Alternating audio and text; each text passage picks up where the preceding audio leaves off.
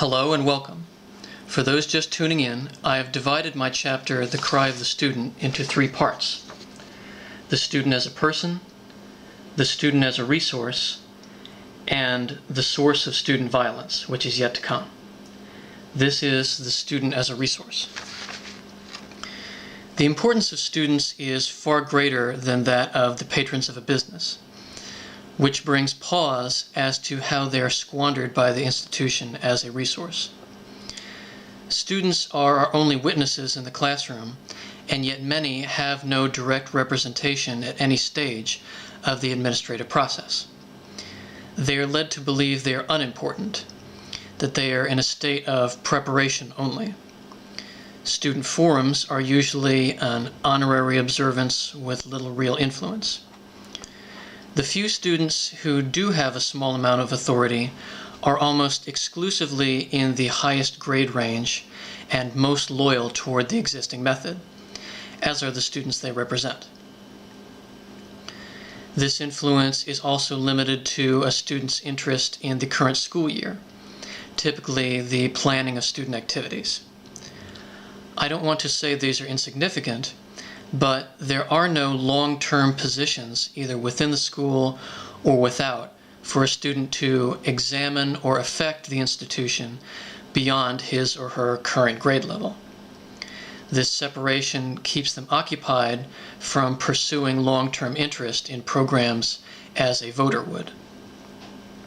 Most students know very little about how the school system operates.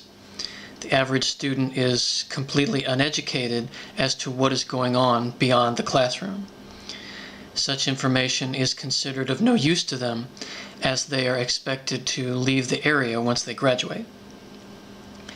Being in the dark is contradictory to the promise given to the student in the first place.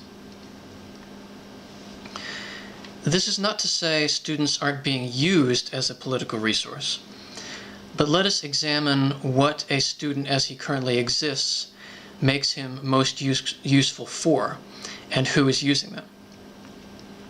As non-voters, they are political fodder for anyone who invests in them, making the period of youth an open season which bears fruit in only a few short years in the form of votes, workers, and the recruitment of more students. It is not merely a strategy, but the only means most practitioners have to fill their need. This form of targeting and rounding up the spoils likens to that in advertising, the consumption of natural resources, and many other pursuits. Academicians discovered long ago that making people of any age into students is a huge convenience, whether they are customers, employees, or citizens. The presumption that someone is there to be educated relieves a company of the responsibilities that come with providing a service that can be seen and proven. It is a brilliant business technique, which is why we find it spreading into every part of society, from the workplace to the home. College terms increasing in length and shape to fit every lifestyle. Employees in virtually every technical field now have mandatory classes incorporated either as a prerequisite or as a seasonal part of the job. Test scores now the path to promotion or just to remain employed. Academicians look forward to the control they would have if the entire population were students.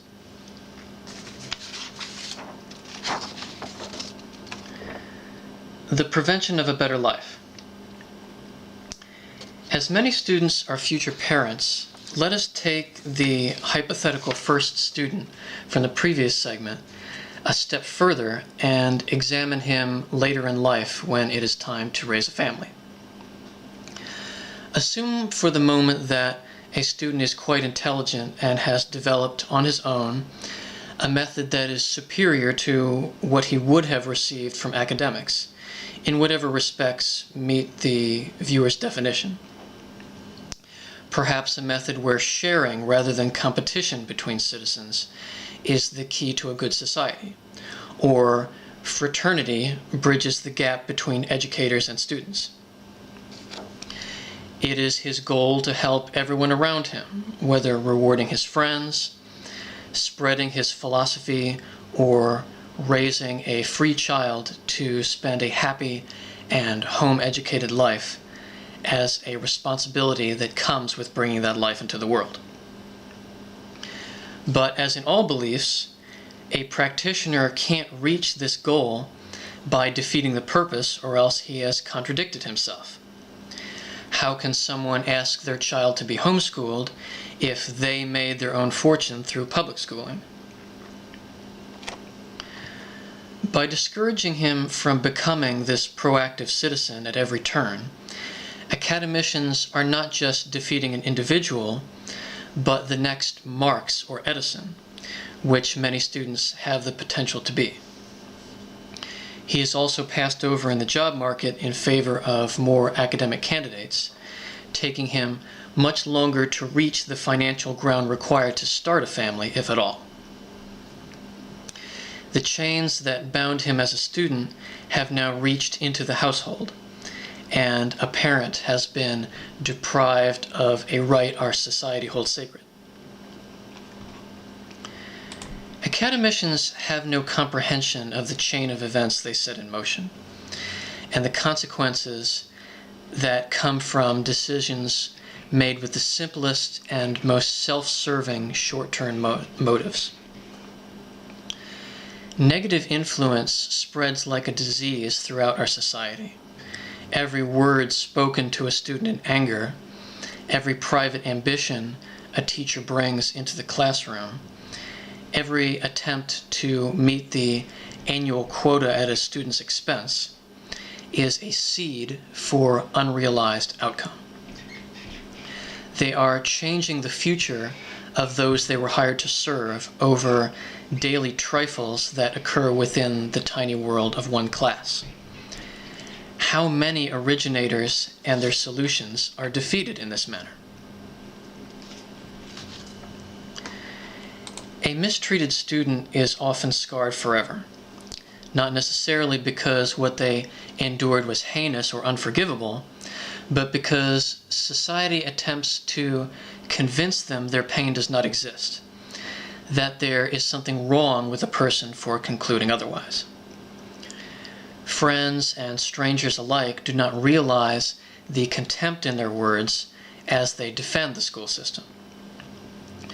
Although this doctrine gives the anti-academic person an identity, truthfully, most ill-treated students and former students have nothing to call themselves and no doctrine to cling to. They are simply in a despair until they finally give in to the majority opinion. There are no groups, programs, or mentors that I am aware of to help students deal with the depression that specifically comes from everyday teacher actions. It is a missing piece of educational responsibility.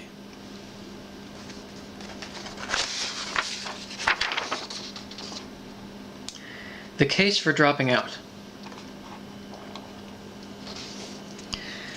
This is one of the most difficult subjects to tackle.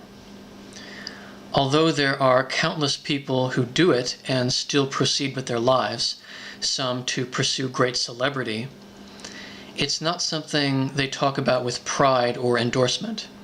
So great is the stigma against it. If there were diverse paths available to the citizen, with an equal chance of success for each one, dropping out would be no big deal.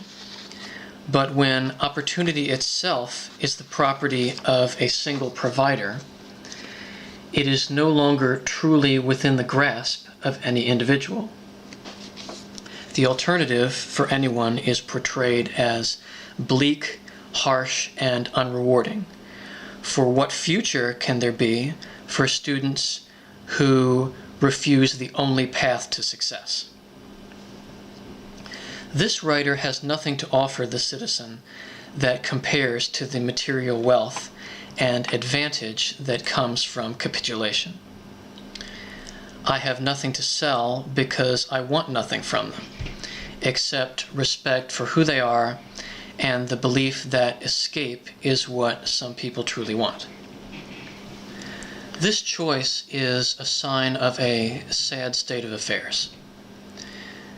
Those trying to discourage it are dependent on enrollment and success being won, which they are not, to the point where the student's identity is compromised, as in, I am a phoenix, or just matter.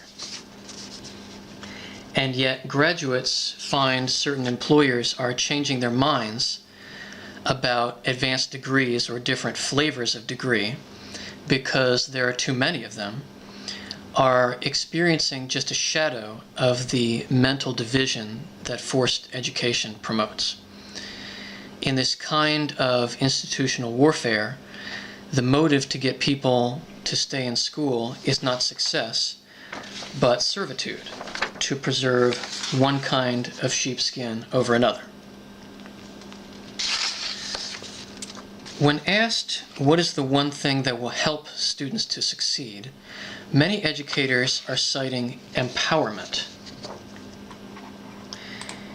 If this were the novel Animal Farm, the words "only empowered to do what we say" would be written on the side of a barn. Being empowered comes with the right to disagree and abolish things the speaker would not dare grant the freedom to repeal. Empowerment makes someone a decider. If that is what one truly seeks, and the powers that be will not allow it, there is a victory to be had within oneself in spite of whatever one believes their conscience can live without. This cycle can be broken. They do not have to follow a path that has been rationed for them to the benefit of whatever satisfaction they deem is worth it. As for the question, what if someone follows my advice and this plan fails? If there was no guarantee before, my advice is only to identify whatever in your life is certain. The next installment, The Source of Student Violence, is coming soon.